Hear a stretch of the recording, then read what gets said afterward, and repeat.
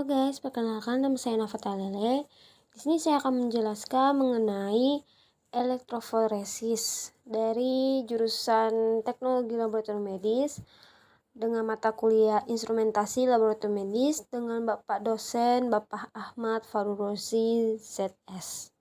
Di sini saya akan menjelaskan beberapa yaitu pengertian, fungsi, prinsip, jenis-jenis elektroforesis, alat bahan, dan pengujian, cara kerja, dan cara perawatan elektroforesis.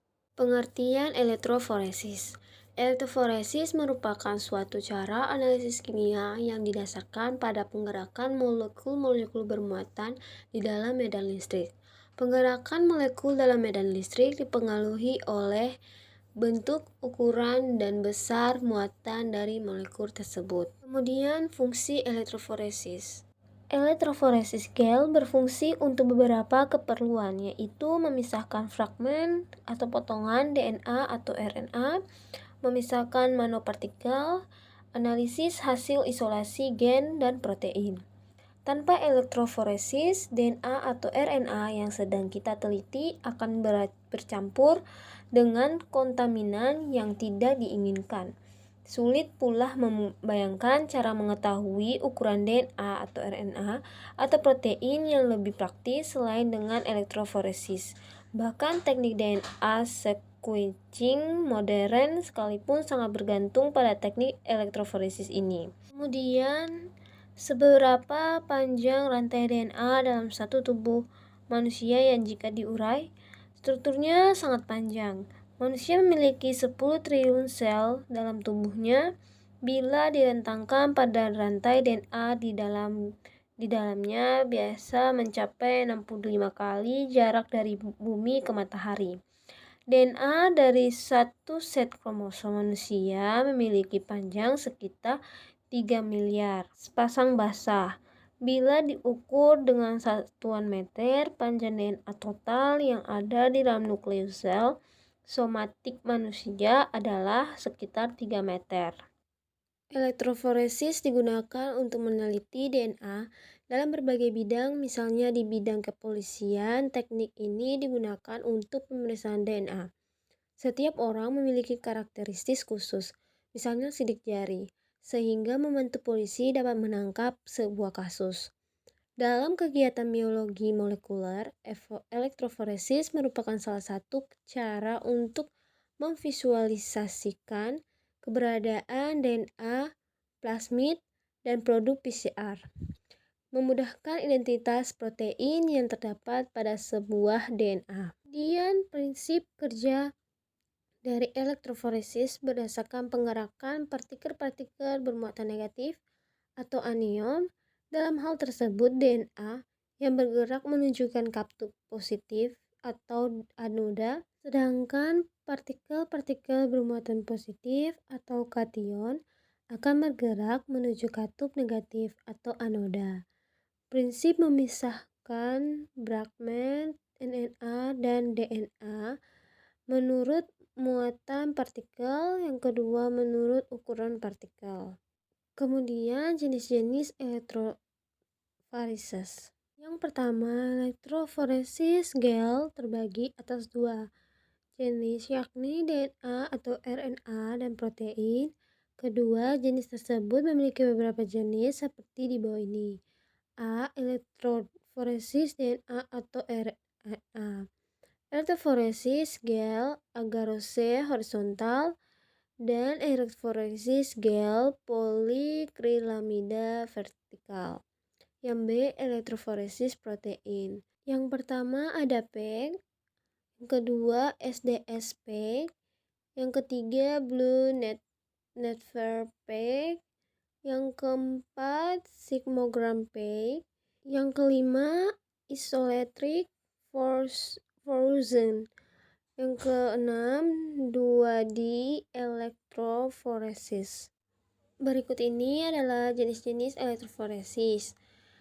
Ada elektroforesis gel agarose horizontal dan elektroforesis gel polikrilamida atau vertikal.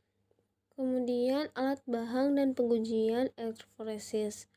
Alatnya ada elektroforesis horizontal, Geldox, tip steril, micropipette, power supply.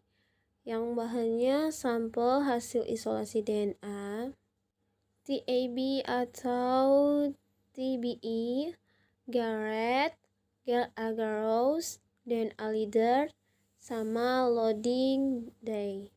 Ini salah satu contoh alat, bahan, dan pengujian elektroforesis. Kemudian cara kerja elektroforesis. Seluruh molekul DNA telah memiliki jumlah muatan yang sama per massa. Melalui pemisahan ini dapat diketahui jumlah fragmen DNA berbeda dalam sampel serta seberapa relatif besar satu sama lain. Yang kedua, sehubungan dengan itu, gel merupakan lempengan yang terbuat dari bahan seperti jelly.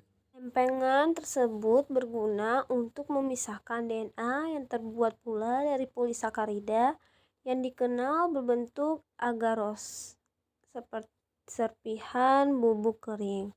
Yang ketiga, saat agarose dipanaskan dalam air yang terdapat sedikit kandungan garam, lalu dibiarkan dingin, maka akan berbentuk gel padat yang cukup licin. Bahkan di tingkat molekuler, gel ialah matris molekul agarose yang disatukan oleh ikatan hidrogen, kemudian membentuk pori-pori kecil layaknya saringan atau filter. Pemilihan gel bergantung pada ukuran molekul yang akan dielektroforesiskan. Kemudian cara kerja elektroforesis gel. 1. Sampel DNA ditempatkan dalam kotak gel sebelum diletakkan di sumur. Ujung gel dengan sumur diposisikan ke arah elektroda negatif. Bagian ujung lainnya tanpa sumur ke arah fragmen DNA bermigrasi, diarah ke elektroda positif. Molekul bermuatan bergerak melalui gel saat arus listrik melewatinya, yang mana arus listrik dialirkan ke seluruh gel. Molekul bermigrasi menuju bermuatan berlawanan. Berikutnya yang dimaksud migrasi yaitu penggerakan molekul. Molekul yang lebih kecil bermigrasi lebih cepat serta bergerak lebih jauh dibandingkan fragmen yang lebih besar. Oleh karena itu, molekul dipisahkan berdasarkan ukuran. Kemudian, fragmen DNA bermigrasi melalui gel saat daya dihidupkan dan gel mengalir, kemudian fragmen dipisahkan berdasarkan ukurannya. Fragmen yang berukuran besar berada di bagian atas gel, elektroda negatif, tempat dimulainya. Sedangkan fragmen terkecil berada di dekat bagian bawah elektroda positif. Setelah fragmen dipisahkan, gel dapat diperiksa dan dilihat ukuran pita yang ditemukan. Pita yaitu garis DNA yang didefinisi dengan baik pada gel. Tiap pita berisi sejumlah fragmen DNA yang berukuran sama serta berjalan ke posisi yang sama. Perbandingan pita dalam sampel dengan tangan DNA dapat diperkirakan ukurannya. Penggunaan fluoresensi dan pewarnaan. Kemungkinan DNA pada gel dapat dilihat secara mudah setelah dipisahkan. Hal ini akan muncul sebagai pita padat gel. Kemudian cara pemakaian alat. 1. Letakkan gel ke dalam elektroforesis chamber. Yang kedua, tuangkan larutan TBE 1 kali pada gel terbenam. Yang ketiga, rentangkan parafin. Yang keempat, teteskan 1 mikroliter loading day dengan menggunakan micropipette ke atas parafilm. Kemudian campurkan dengan 3 mikroliter DNA. Yang kelima, kemudian masukkan dengan hati-hati ke dalam well atau sumur well. Catat posisi dan ukuran sampel. Yang keenam, pasang tutup alat elektroforesis. dan pasang katoda dan anoda pada power supply. Nyalakan mesin elektroforesis dengan menekan tombol on.